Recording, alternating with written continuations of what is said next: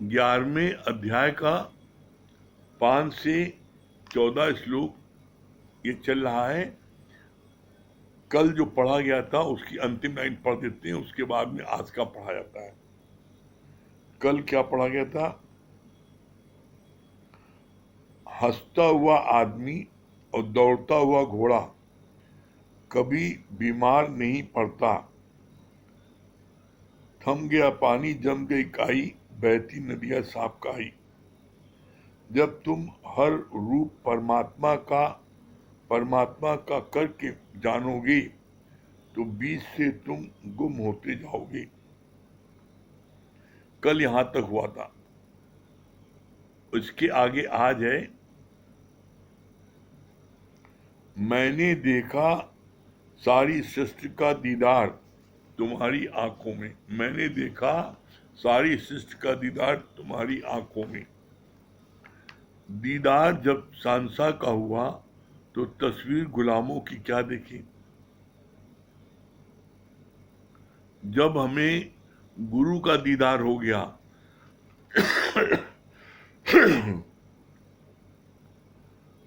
जब हमें गुरु का दीदार हो गया, भगवान का दीदार हो गया, तो फिर हम और गुलामों की तस्वीर क्या देखें।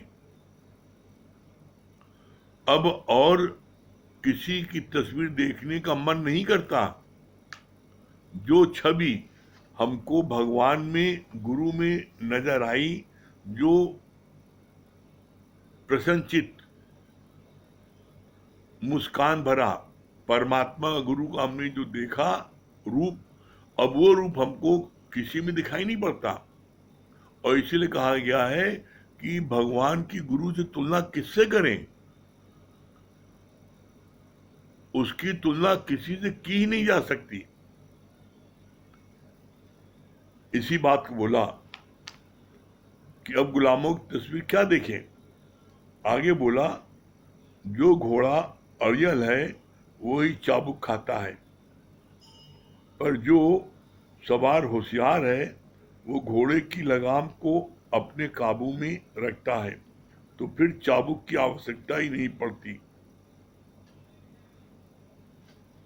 मतलब सिद्धांत क्या है?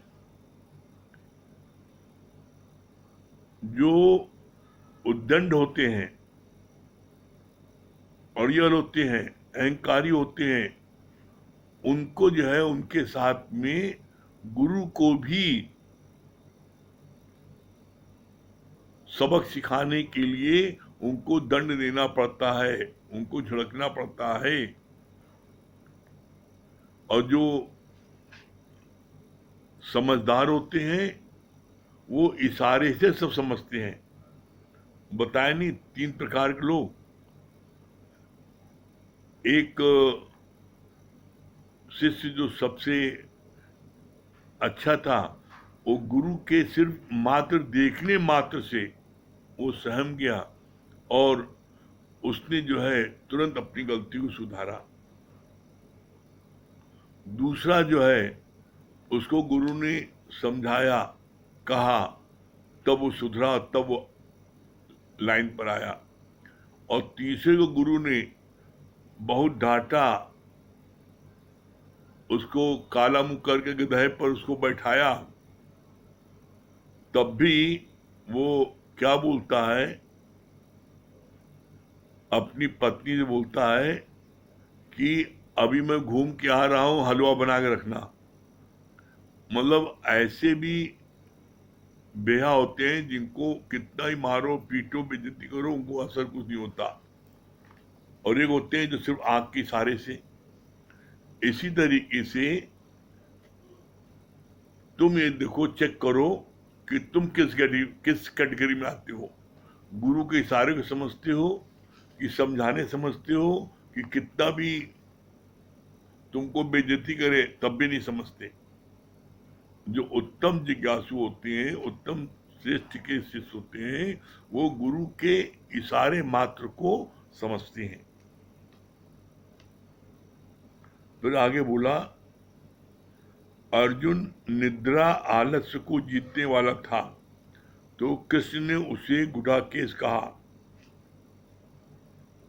चर अचर सब में प्रभु की ज्योति है, प्रभु की ज्योत सगल घट सोई। भगवान कृष्ण ने अर्जुन को गुडाकेश क्यों कहा? जिसने अपने आलस्य को और निद्रा को जीत लिया है। इस ज्ञान में सबसे बड़ा बाधक आलस्य आता है। आलसी व्यक्ति को कुछ भी नहीं मिलता। आलसी व्यक्ति वो कभी जीवन में कुछ कर भी नहीं सकता। तो इसीलिए अर्जुन को बोला गुडाकेश। क्यों? क्योंकि वो हर समय एक्टिव रहता था।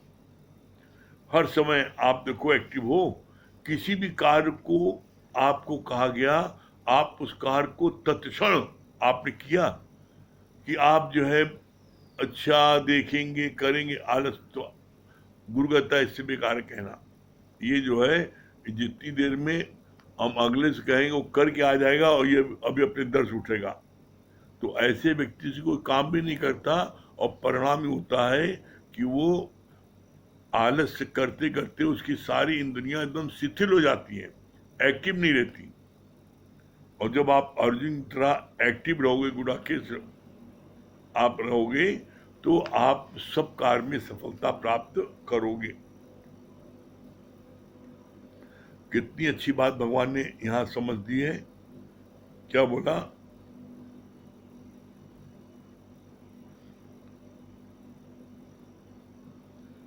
चर अचर, ध्यान से समझना, चर अचर सब में प्रभु की ज्योति है।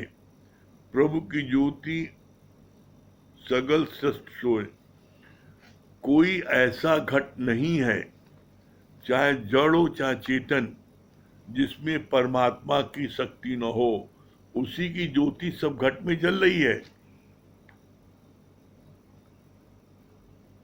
जो इस बात को जान जाएगा तो वो कभी भी किसी से दुर्व्यवहार नहीं करेगा। जब सब में भगवान की ज्योति जल रही है तो फिर कोई दूसरा है कहाँ? भगवान ही तो है। तो क्या हम भगवान से बुरा आचरण करेंगे? आगे बताया, कितना अच्छी बात कही।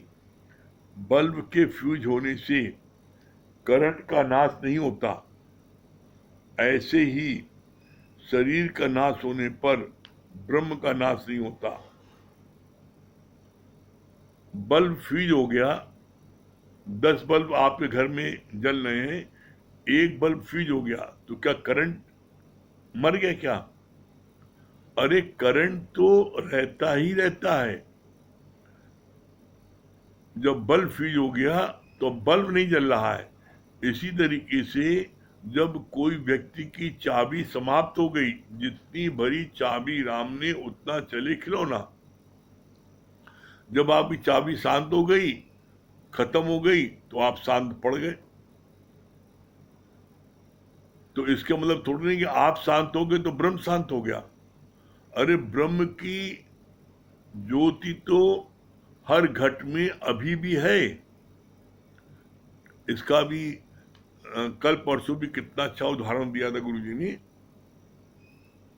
जैसे 100 घड़ा पानी का भरा है, छत पर आपने रखा है, और 100 घड़े में सूर्य का प्रतिबिंब दिख रहा है। 100 घड़े में सूर्य दिख रहा है, तो एक घड़ा टूट गया उठाने में, तो क्या सूर्य समाप्त हो गया? अरे उस घट में सूर्य जो है उस घट में था, वो घट टूट गया तो सूर्य जो है अभी भी है। तो ऐसे बोला इसीलिए भगवान ने कहा कि सब घट में उसी की ज्योति है। जब आप ये बात जान जाओगे कि हर घट में उसी परमात्मा की ज्योति है, तो फिर आप कभी भी किसी से गलत व्यवहार नहीं करोगे। हम गलत व्यवहार तभी करते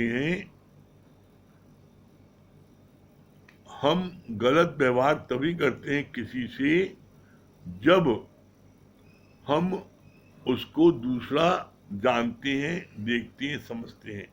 जब मेरा अपना ही रूप है तो उससे हम गलत व्यवहार नहीं करेंगे। क्या बोला आगे?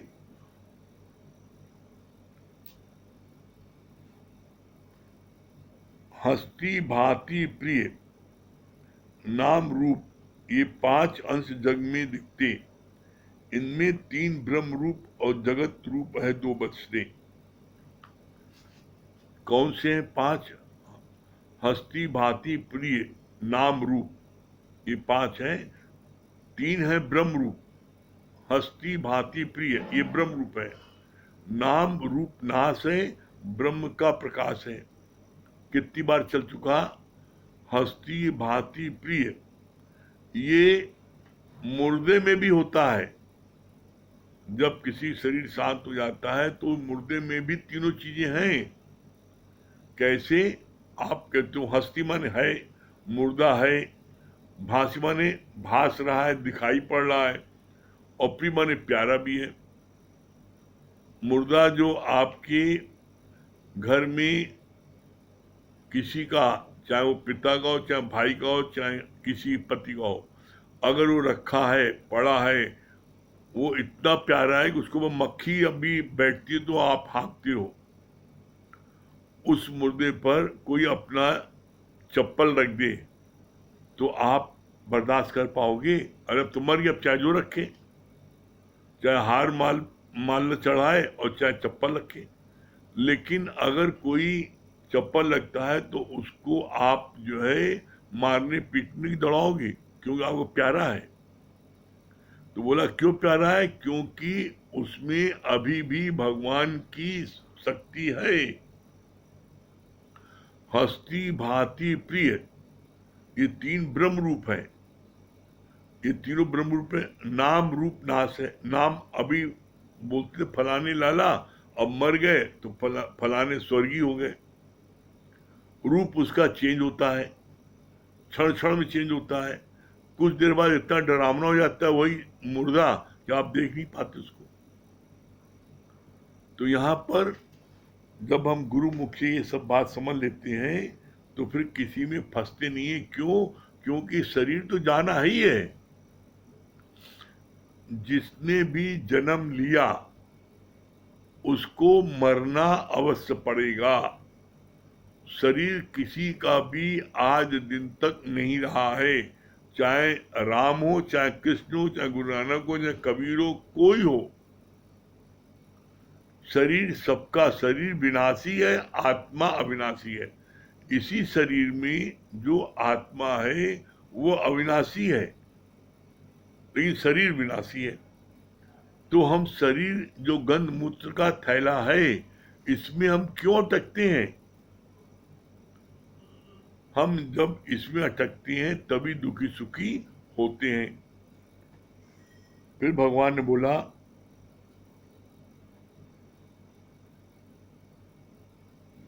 परमात्मा की सत्ता हर जगह है, केवल तुम इसका अनुभव करो। उस सत्ता का अनुभव तब होगा जब तुम अपने को गुम कर देगा। जब तुम अपने को गुम कर देगा तब तुम्हें परमात्मा की सत्ता का अनुभव होगा। मतलब क्या? जब तुम्हारे ही हृदय से परमात्मा प्रकट हो जाएगा तो तुमको परमात्मा का अनुभव होगा। और परमात्मा तुम्हारे हृदय से कब प्रकट होगा? जब आप पाक पवित्र हो जाओगे, आपके अंदर में एक भी विकार नहीं बचेगा, एक भी विषय नहीं बचेगा, राग द्वेष से उपराम हो जाओगे और 5 गुणों से आप आच्छादित हो जाओगे, तब आपके अंदर से वो परमात्मा निकलेगा। आप देखो, क्या आपके अंदर में 5 विकार समाप्त हो गए? 5 विषय समाप्त हो गए? राग द्वेष ईर्षा जलन सड़न कुड़न नफरत सब निकल गया? जब ये निकल जाएगा तब इसके बाद में परमात्मा के 5 गुण आपके अंदर आएंगे। वो 5 गुण कौन से आएंगे? मुदिता, करुणा, क्षमा, आरजू, संतोष। ये 5 गुण आएंगे आपके अंदर। कब? जब आप अपने मन की करो सफाई, और तभी देगा प्रीतम दिखाई। बाकी बाहर की सफाई नहीं, अपने अंदर की सफाई करो। फिर बोला परमात्मा की सत्ता हर जगह है, केवल तुम उसका अनुभव करो। उस सत्ता का अनुभव तब होगा जब तुम अपने को गुम करेगा। प्रेम गली अति साकरी, जामे दो न समाये। Christ said, "No one can enter into the kingdom unless by me." जब तक गुरु दिव्य नेत्र नहीं देता तब तक हम उसको, भगवान को पहचान नहीं सकते। क्या बोला? प्रेम गली अति साकरी, जामे दो न समाये। मतलब क्या? जब आपका हृदय प्रेम से लबालब भर जाएगा तो बोला वो परमात्मा स्वतः ही प्रकट हो जाएगा। बोला जब मैं था तो हरि नहीं, अब हरि है तो मैं नहीं। एक म्यान में 2 तलवार, देखा सुना न कोई। या तो आपकी मैं रहेगी और या फिर परमात्मा रहेगा।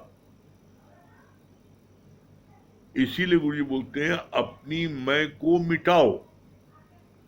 इसीलिए कहा गया, अभी ऊपर बोला गया, जब आप अपने को गुम कर दोगे तब आप परमात्मा को एहसास करोगे, हस्ती में परमात्मा की हस्ती महसूस करोगे। बिना अपने को गुम करे परमात्मा की हस्ती आप नहीं महसूस कर पाओगे। फिर इसके बाद बोला भगवान ने, जब आप अपनी हस्ती गुम कर दोगे तब परमात्मा आपको दिव्य दृष्टि देगा। इस क्षम की दृष्टि से आप परमात्मा को, गुरु को नहीं पहचान सकते। जब अर्जुन ने भगवान कृष्ण से प्रार्थना किया कि आप बताते हैं कि मैंने इक्ष्वाकु को ज्ञान दिया, मैंने सूरज को ज्ञान दिया, मैंने इसको दिया, और हमारे तुम्हारे अनेकों जन्म हुए, तू नहीं जानता, मैं जानता हूं, और मैं ही सारी सृष्टि का पालक करने वाला हूं, मैं ही उत्पत्ति करने वाला हूं, सब आप अपनी इतनी विभूत बता रहे हो, तो हमें आप अपना वो विराट रूप दिखा दो। मेरा बड़ा मन कर रहा है देखने का, और यदि आप इस लायक समझते हैं तो हमें अपना आप रूप दिखा दिए। इसकी जिद करने लगे अर्जुन। तो भगवान कृष्ण ने क्या कहा? मेरा विराट रूप तुम इन चम की दृष्टि से नहीं देख सकते।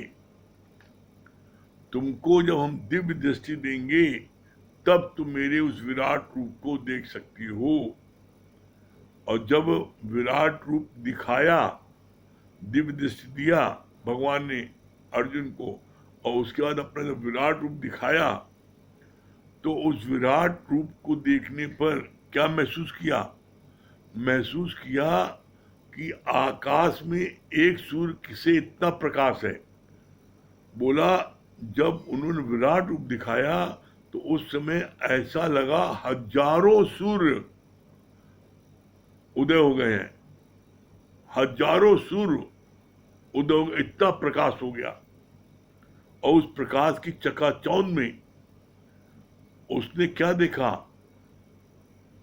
हर कोई, चाहे ब्रह्मा, चाहे विष्णु, चाहे मैं, सब उन्हीं भगवान कृष्ण के अंग में है, उन्हीं में सब विराजमान है।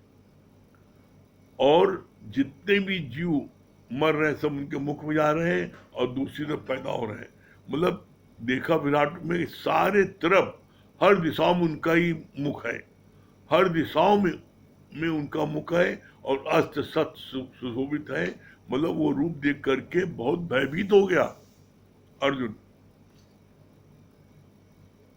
इतना डर गया देख करके कि किसी को चबा रहे हैं, जो मर गया उसको चबा रहे हैं, इस तरह का रूप देख करके बहुत भयभीत हो गया।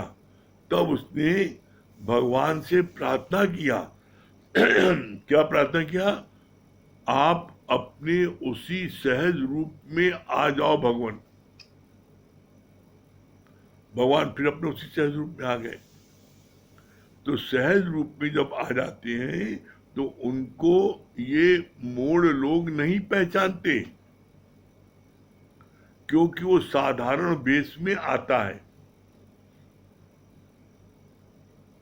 इसीलिए बार बार कहा जाता है, बार बार गुरु जी क्या बोलते हैं? बार बार गुरु जी बोलते हैं, धोखे में न रहना भक्तों, आया कृष्ण मुरार है। वो परमात्मा अनेक रूपों में, कभी गुरु नानक दाढ़ी वाला बन के आया, कभी साड़ी वाला बन के आया, कभी किस रूप में, कभी किस रूप में। क्योंकि अगर वही पुराने रूप में आ जाए तो जिनके जिनके घर के लोगों का अहित हुआ है, मरे हैं, वो भगवान को छोड़ेंगे। इसलिए भगवान हमेशा विभिन्न रूपों में आता है और वो आपके ही अंदर छुप के बैठा है। अगर बाहर से कोई स्थान हो तो उसको जिन जिन लोगों का अनिष्ट होता है छोड़ेंगे।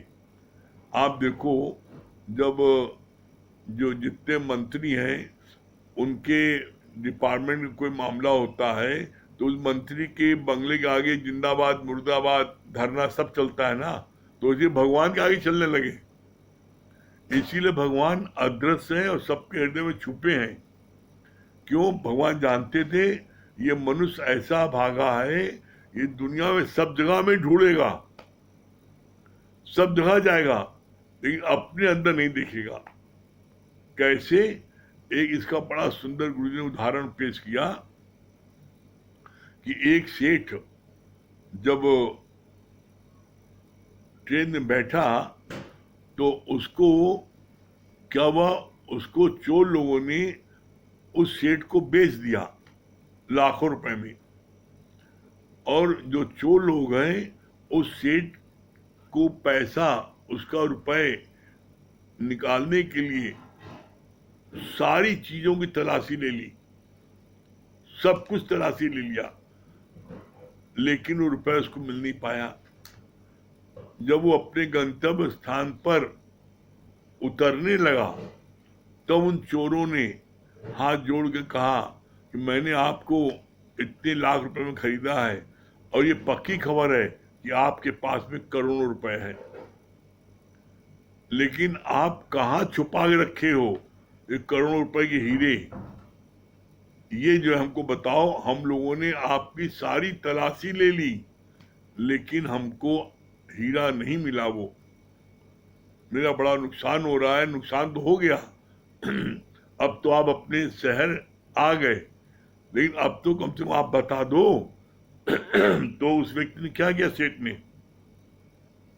उस सेठ ने उसी चोर के बिस्तर के पास गया और उसकी तकिया के अंदर से वो हीरा निकाल लिया। कहा ये है देखो। तो क्या चोर ने सेठ की सारी तलाशी ली, पूरे एक एक अंग की तलाशी ले ली बेहोश करके, उसके सारे बिस्तर की तलाशी ले ली, लेकिन अपनी तकिया नहीं देखा उसने। और सेठ इस बात को जानता था कि ये सब जगह ढूंढेगा लेकिन अपनी तकिया में नहीं ढूंढेगा, तो उसने करोड़ों के हीरे उसी चोर की तकिया के अंदर छुपा दिए। उसी तरीके से भगवान जानते हैं कि ये मनुष्य जो है ये कहीं हमें वैष्णो देवी दिखेगा, कहीं मैहर देवी, कहीं कहीं कहीं कहीं कहीं सब जगह भागेगा, घूमेगा, में देखेगा, लेकिन अपने दिल में झांक के नहीं देखेगा। इसीलिए वो सबके दिल में छुप गया।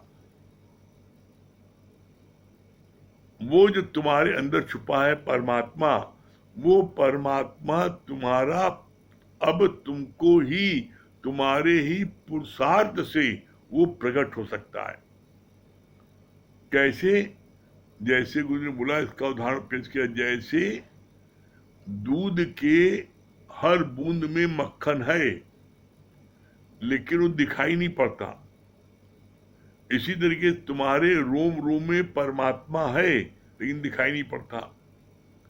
दूध में से मक्खन को प्रकट करने के लिए उसका एक फार्मूला है कि दूध को गर्म करो, गर्म करके उसको जो है उबाल के ठंडा करो, जामन डालो, रात भर रख दो, दही जम जाए, अगले दिन से मथानी चलाओ तो मक्खन निकल आएगा। इसी तरीके से भगवान तुम्हारे ही रोम रोम में छुपे हैं, जैसे मक्खन छुपा है दूध में, तो दूध में से मक्खन प्रकट करने के लिए दही जमाते हैं, मथानी चलाते हैं, मक्खन निकल आता है। इसी तरीके से हम ब्रह्म ज्ञान को, गीता ज्ञान को गुरु मुख से जब रोज सुनते हैं तो इसको सुनेंगे, सुनते हैं, सुनने के बाद क्या है, मक्खन निकालने के लिए एक फार्मूला है, यहां भगवान प्रकट करने के लिए दो फार्मूला गुरु ने दिया है। पहला फार्मूला क्या है? सुनत कहत रहत गति पाए। गुरु के ज्ञान को सुनो और फिर जाकर के किसी को जाकर सुना दो, तुम्हारे अंदर से वो ब्रह्म प्रकट हो जाएगा। दूसरा फार्मूला क्या है? श्रवण मनन निध्यासन। दूसरा फार्मूला है गुरु के वचनों को सुनो, फिर उसका मनन करो कि मैंने क्या सुना और जो मैंने सुना वो मेरे जीवन में उतरा, नहीं उतरा तो गुरु से पूछें, युक्ति लें और उसको हम जीवन में उतारें। तो बोला श्रवण मनन, गुरु के वचनों का मनन करें तो निध्यासन मतलब स्थित आपकी हो जाएगी और आपके अंदर से भगवान प्रकट हो जाएगा। जैसे मथानी चलाने से मक्खन प्रकट हो जाता है, उसी तरीके से परमात्मा आपके अंदर से प्रकट हो जाएगा। गुरु जी बोलते हैं ध्यान लगाना। ध्यान किसका लगाना? अरे गुरु के वचनों का, जो तुम सुन के आए हो उसका ध्यान लगाओ,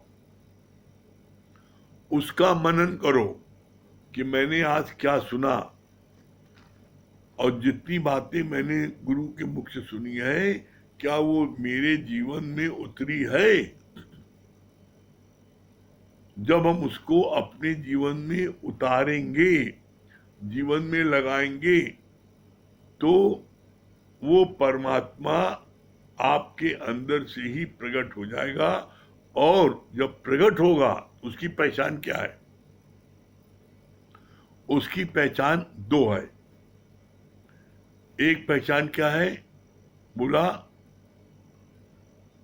सर्व दुखों की निवृत्ति और परम आनंद की प्राप्ति।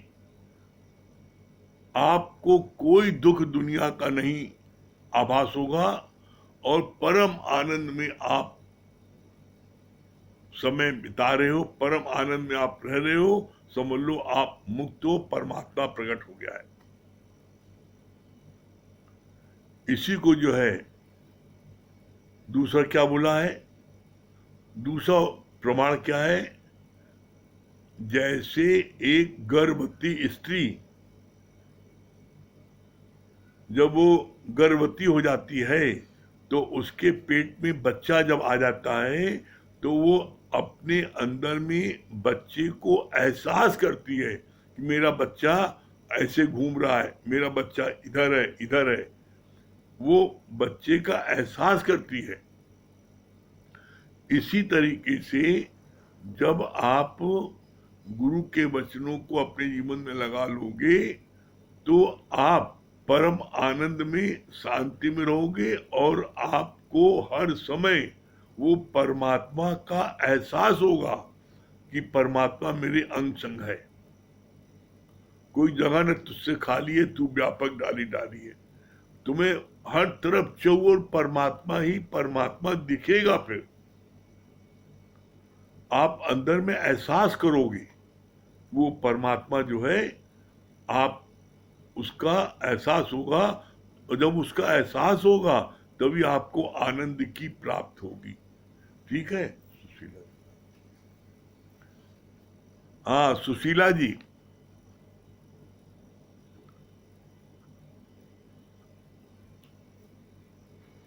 सुशीला जी, संजय भैया, सुशीला जी।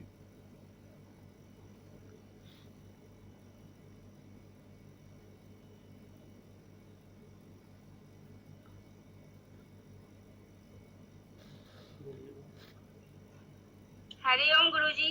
हरिओम। हरिओम सुशीला जी, क्या बता रही हैं?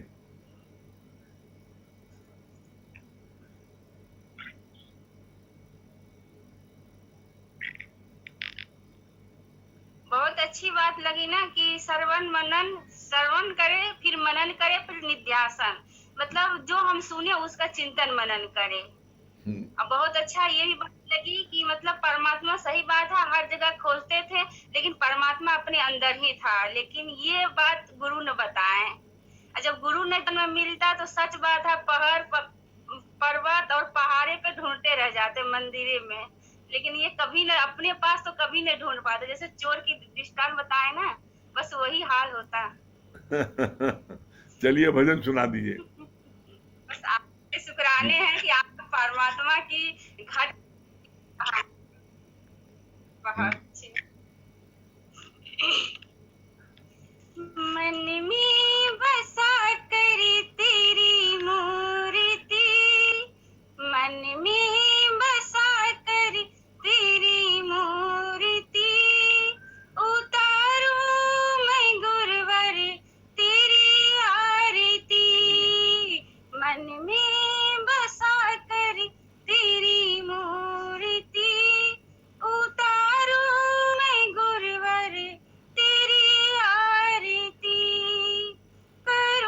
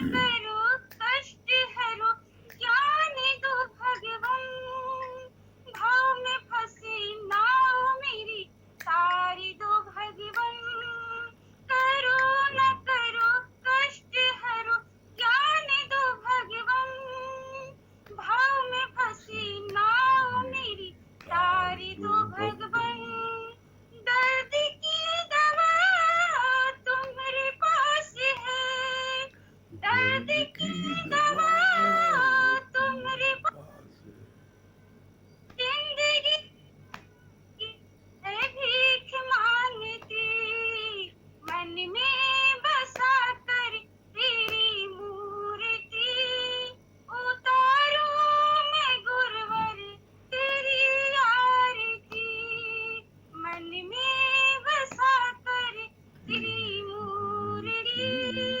उतारो मैं गुरुवर तेरी आरती। बहुत सुंदर। हरिओम। हाँ, गौरी चौरसिया जी,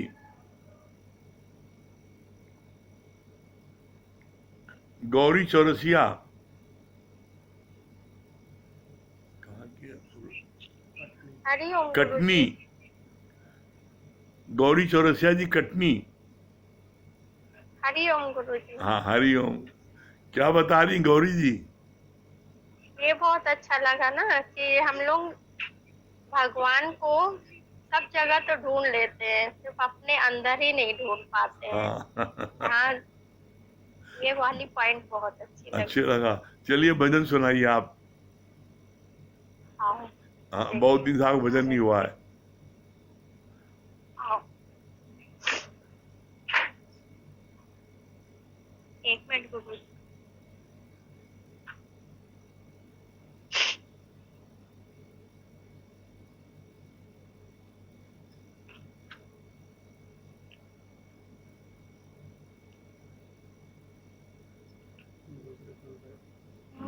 दिल को लगाए तू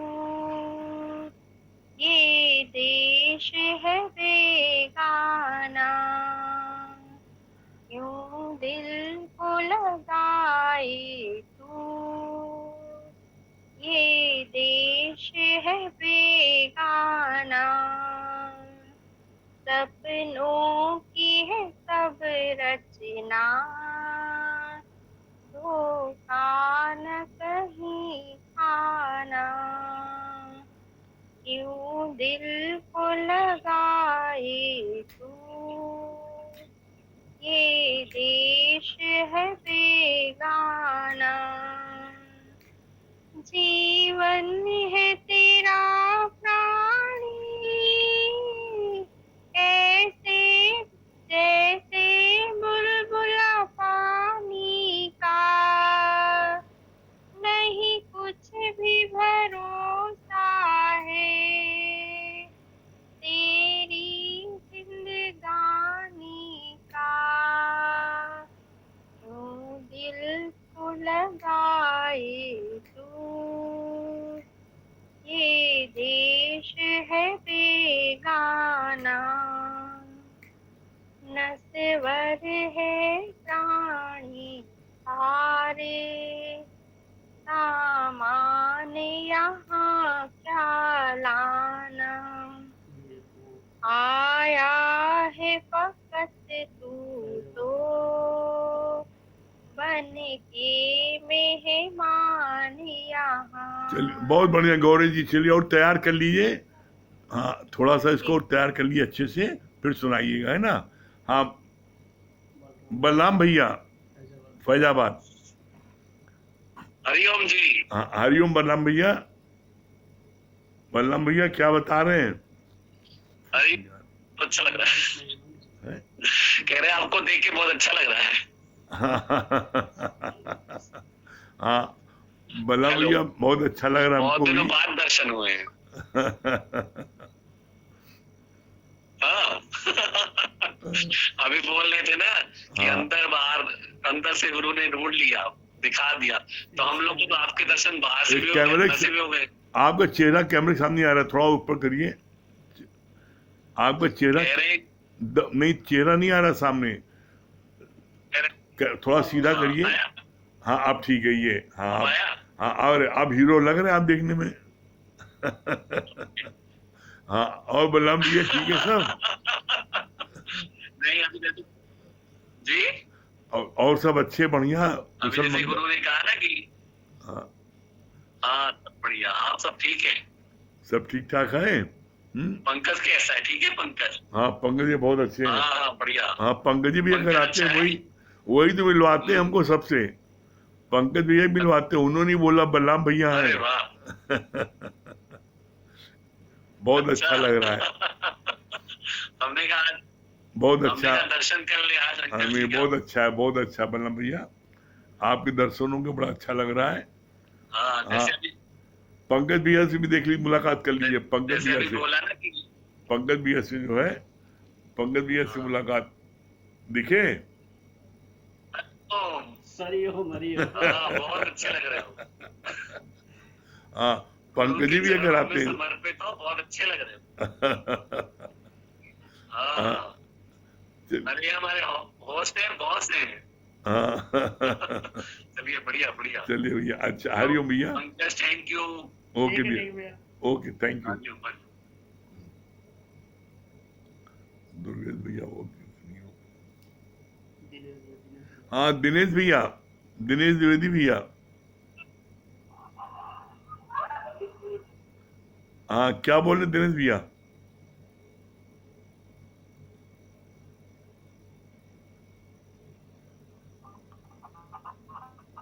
आवाज नहीं, फोन बहुत दूर है। आपकी आवाज नहीं आ रही है, फोन बहुत दूर है। फोन बहुत दूर है, पास करिए। आपकी आवाज नहीं आ रही दिनेश भैया।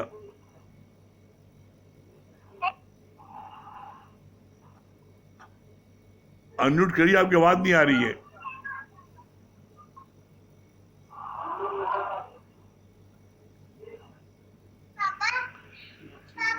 एकमात्र हाँ, गुरु। अब सुनाई पड़ा। हाँ, हाँ, हमने कहा एकमात्र गुरु में ही वो शक्ति है जो व्यक्ति को बहिर्मुखी से अंतर्मुखी बना सकता है। जैसे अभी बताया कि भगवान आपके अंदर ही है, हम लोग बहुत भटकते रहे और वास्तव में तनिक भी आनंद नहीं मिला, सुख भी नहीं मिला, भटकते ही रहे। लेकिन जब से गुरु अंदर मुक्ता करके और भगवान को अंदर महसूस कराने लगा, तब से देख रहे हैं कि जीवन में प्रसन्नता भी आने लगी, स्थिरता भी आने लगी और वास्तव में आनंद भी आने लगा। तो ये बहुत मतलब है कि ये बहुत लंबे समय से चीजें संभव नहीं हो पाई थी। एकमात्र गुरु है जो संभव करके दिखते हैं। तो ये बहुत सुंदर। हाँ, पूनम जी कटरा। कह रहे बात करने के लिए। हरिओम गुरु जी, हरिओम। हरिओम। पूनम जी क्या बोल रही हैं? ए सूरज टीवी धीमा करो, टीवी धीमा करो।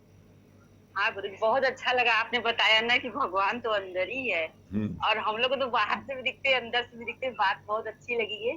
और आपने बताया ना बिना ज्ञान के हर कोई धोखा खाए, इतने दिन पूछे और पिछाए। बिना ज्ञान के हम लोग धोखा ही तो खाते थे, लेकिन आज गुरु मिल गया है तो सब कुछ बहुत अच्छा लगता है।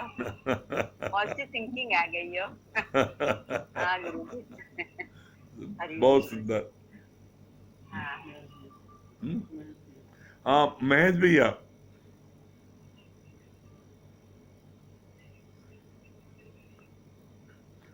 महेश भैया।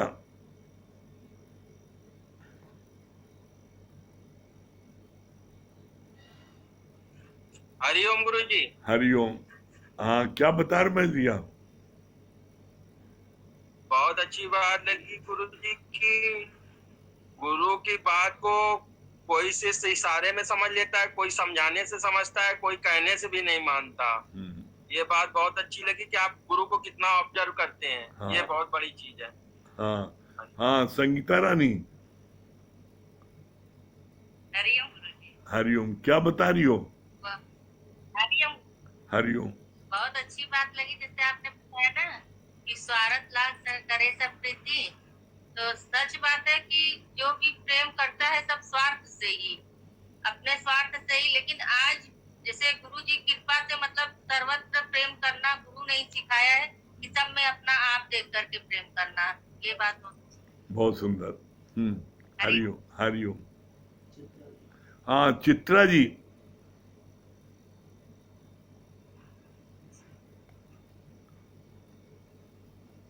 चित्रा जी, हरिओम गुरुजी। हरिओम। हरिओम। हाँ क्या बता रही चित्रा जी? बहुत अच्छा लगा कि एक म्यान में दो तलवार देखी सुनी न जाए, प्रेम गली अति साकर जिसमें दो न समाए। तो जब हम अपने आप को मिटाते जाएंगे परमात्मा अपने अंदर प्रकट हो जाएंगे। और जब जैसे गर्भवती स्त्री एहसास करती है, इस तरह अपने को एहसास होने लगेगा।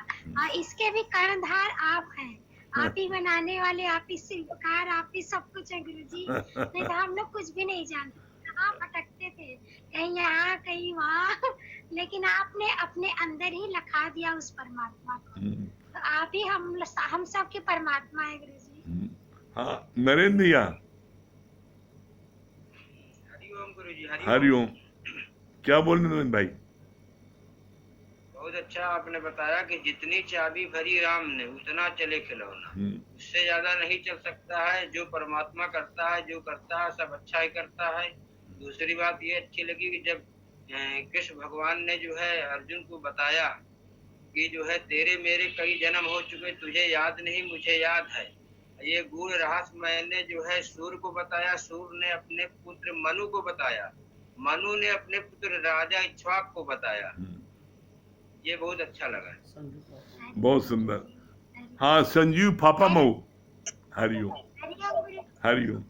हरिओम। संजीव जी फापा मऊ, हरिओम गुरुजी। हरिओम।